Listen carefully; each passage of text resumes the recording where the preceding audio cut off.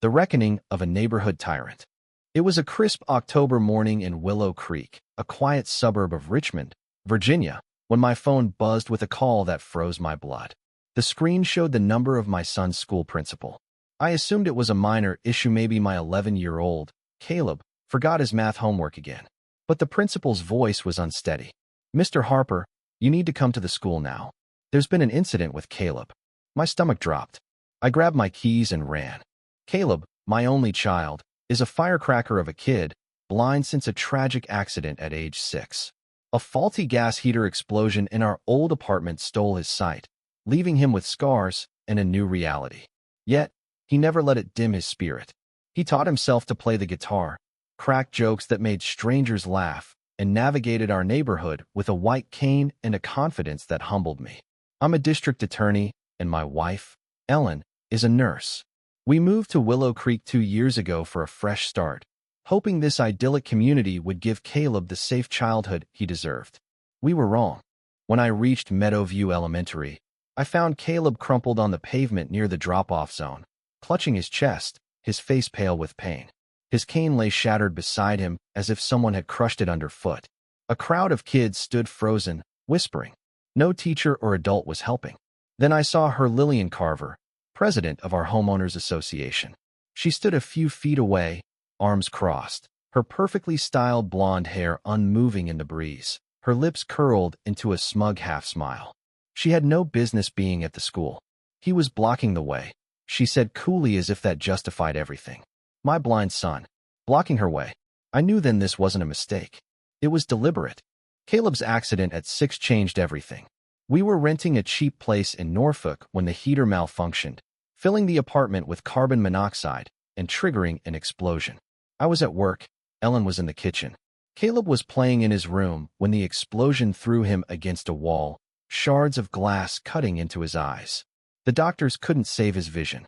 I carried the guilt like a stone in my chest. I should have checked the heater, should have been home. But Caleb? He forgave me without a word.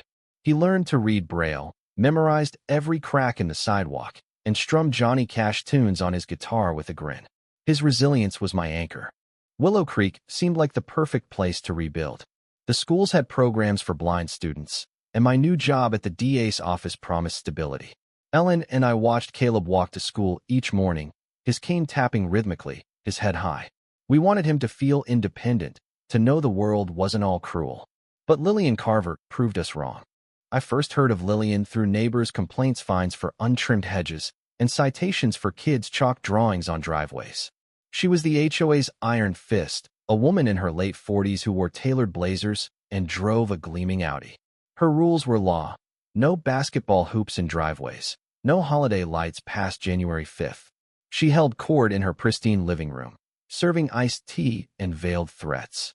Most residents avoided her.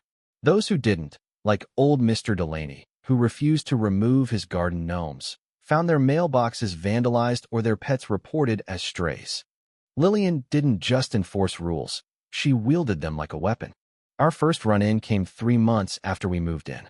Lillian knocked on our door one Saturday, clipboard in hand, her smile as cold as her blue eyes. "Your son's cane is scratching mailboxes on his walk to school," she said. "It's upsetting the aesthetic." I stared, incredulous. "He's blind, Lillian. That cane is how he gets around." She didn't blink. "Perhaps he needs an escort. We have standards." I bit back my anger and said, "Caleb's within his rights. If anyone's bothered by a blind kid walking to school, that's their issue." She left, but her parting words chilled me. "We expect compliance, Mr. Harper." Over the next year, the harassment grew. Our trash cans vanished on pickup day. Anonymous complaints claimed Caleb's guitar practice was disturbing. A neighbor whispered that Lillian called Caleb that defective boy at a book club meeting. I wanted to believe it was gossip, but the signs were clear. Lillian didn't just dislike Caleb. She resented his existence in her perfect world. The morning of the attack started like any other. Caleb was humming a tune, tying his sneakers, excited to share a poem he'd written in Braille with his class. I ruffled his hair, said, "Knock him dead, kid," and watched him head out, his cane tapping confidently. 10 minutes later, my phone rang. A teacher's aide, Sarah Jenkins, was on the line, her voice shaking. "Caleb's hurt. Come quick." There was an altercation. I sped to the school, my heart pounding. In the nurse's office, Caleb lay on a cot, gasping, his ribs bruised. Ellen was already there, her face a mask of rage and grief. His cane was in pieces. Sarah, the aide, spoke up. Lillian Carver did this. I saw her. She screamed at Caleb for standing too close to the drop-off lane, then kicked him in the chest. He fell hard. She stepped over him like he was nothing. The principal, Mr. Grayson, urged us to keep this internal. I ignored him. My son was in pain, and Lillian thought she was untouchable. She was wrong. At the hospital, X-rays showed 3 bruised ribs and soft tissue damage. The doctor said Caleb was lucky it wasn't worse. Lucky. The word burned. That night, I filed a police report. The officer hesitated. Are you sure she meant to hurt him? Blind kids can be hard to see. I snapped. He knows when he's been kicked, and there's a witness. I wasn't just a dad anymore. I was a DA, and I was going to bury her. I subpoenaed the school's security footage. Mr. Grayson resisted, citing privacy, but a court order changed his tune. The video was grainy but damning. Caleb waiting by the gate, Lillian storming out of her car, her face contorted, her foot slamming into his chest. He collapsed, gasping. She walked away without a glance. My hands shook as I paused the frame. Got you. Kids came forward, brave despite Lillian's threats. A girl named Mia said Lillian called Caleb a useless nuisance before the kick. A boy, Ethan, said she warned him to stay quiet or his parents would face HOA fines. This wasn't just assault, it was a hate crime, witness intimidation, the works. Lillian tried to play nice, showing up at our door with a pie and fake concern. Kids exaggerate, she cooed. I cut her off. Get a lawyer, Lillian. You're done. I called an emergency HOA meeting at the community center, not her fancy living room. I posted flyers and shared the news online. Nearly every resident showed up. Lillian sauntered in, all poise and pearls, but I was ready. I introduced myself not as Caleb's dad, but as James Harper, district attorney. The crowd stirred. I played the footage. Gasps filled the room as Lillian's kick played out in silence. She stammered. It's out of context, but the crowd turned. You bullied my son over his skateboard, one man shouted. You fined me for my wheelchair ramp, a woman cried. Years of her tyranny spilled out. Lillian fled. The next day, she was arrested. The media exploded. HOA queen accused of assaulting blind boy. DA, father fights back. Reporters camped outside our house. I gave one statement.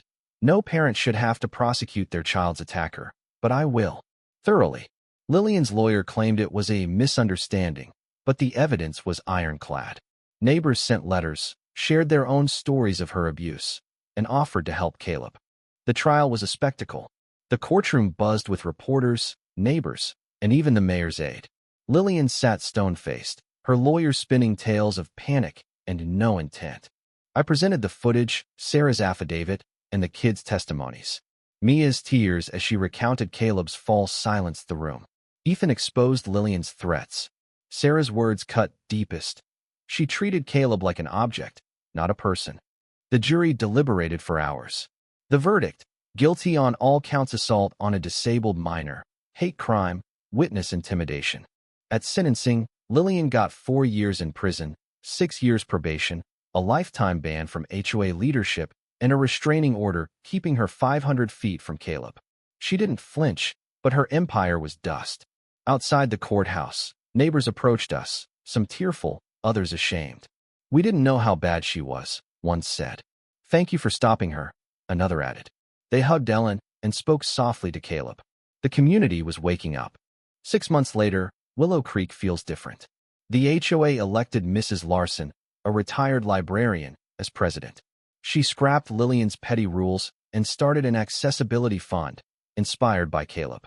The sidewalk to school is smoother now, and Caleb walks it with a new friend, Noah, who chats with him about comic books. Ellen watches them from our porch, her smile fragile but real.